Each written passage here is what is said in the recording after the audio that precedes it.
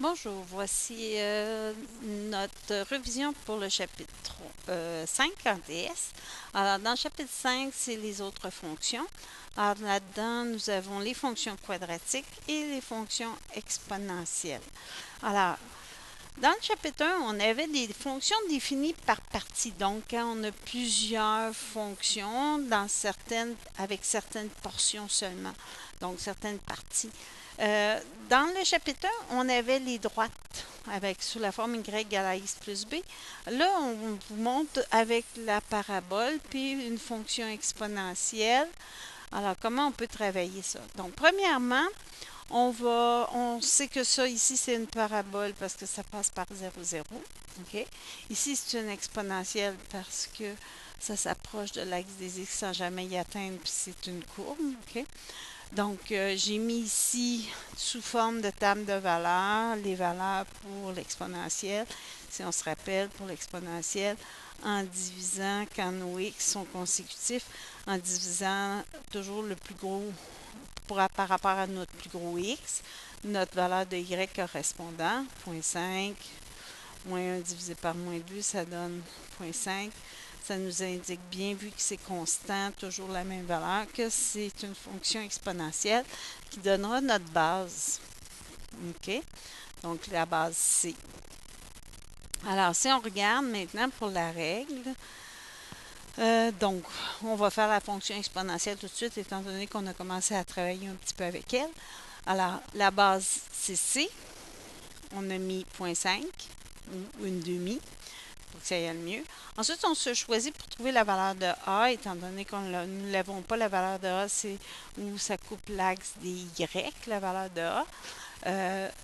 On a pris un point. J'ai choisi 6 moins 1. Donc, j'ai mis une demi pour que le calcul se fasse mieux. Donc, 1 à la 6, ça donne 1. 2 à la 6 donne 64. Donc, la valeur de A ici, si on calcule, ça va donner A qui va être égal à moins 64. Donc, nous avons notre règle, Y égale moins 64, une demi à la X. Pour la fonction quadratique, c'est sur le même principe. Nous allons prendre un point de la fonction quadratique. Le point que je prends, c'est le seul qu'on m'a donné ici, c'est 5 moins 2, étant donné que les autres, c'est pas assuré de leur valeur. Donc, je remplace mon y par moins 2, mon 5 par x, donc 5 à la 2, ce qui donne 25a. On va diviser par moins 2 divisé par 25 qui donne la valeur de A. Le A va donner en décimale moins 0,08. Alors, une fonction définie par partie, c'est toujours deux manières, deux parties, deux manières,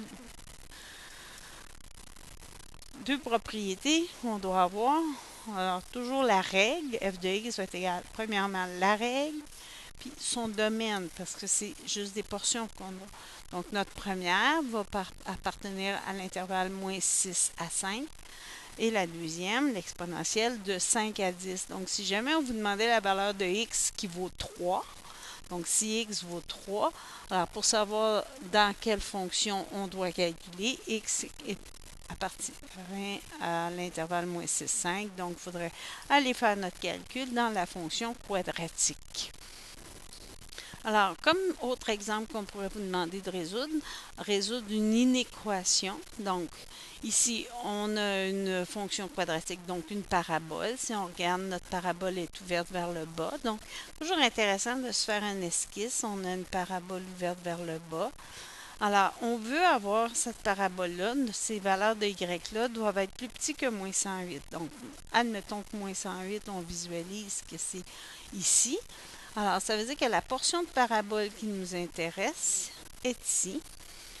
Donc, en bas, plus petit que la parabole que moins 108. OK? Donc, ici. Donc, ce qu'on cherche, dans le fond, c'est pour quelle valeur de x on a cette expression-là. Donc, ensuite, nous aurons juste à tout simplement dire que nos x vont appartenir de moins l'infini à ce x-là que nous aurons trouvé et de ce x-ci à plus l'infini. Donc, si on résout. Alors, pour résoudre, on va utiliser l'équation associée. Donc, on ne travaillera pas avec les plus petits ou plus grands. Alors, si on divise par moins 3 de chaque côté, on obtiendra x2 qui est égal à 36. On fait la racine de chaque côté. Donc, on va avoir valeur absolue de x qui est égale à 6. Donc, x va être égal à plus ou moins 6, parce que ces deux valeurs-là donnent bien en valeur absolue 6. Donc, nous avons trouvé ici que x vaut moins 6 et x vaut 6. Donc, ça veut dire que cette relation-là fonctionne à condition que x appartienne à l'intervalle ouvert de moins l'infini jusqu'à moins 6 fermé. Fermé parce que dans notre inéquation, on a un égal. Si on n'avait pas eu d'égal, on aurait eu des intervalles ouverts. Union, ça reprend de 6 fermé à plus l'infini ouvert pour bien parler des deux branches de notre inéquation. Maintenant, pour les problèmes de la fonction exponentielle, ce sont souvent des montants d'argent que nous plaçons à un certain taux d'intérêt composé annuellement, donc une fois par année.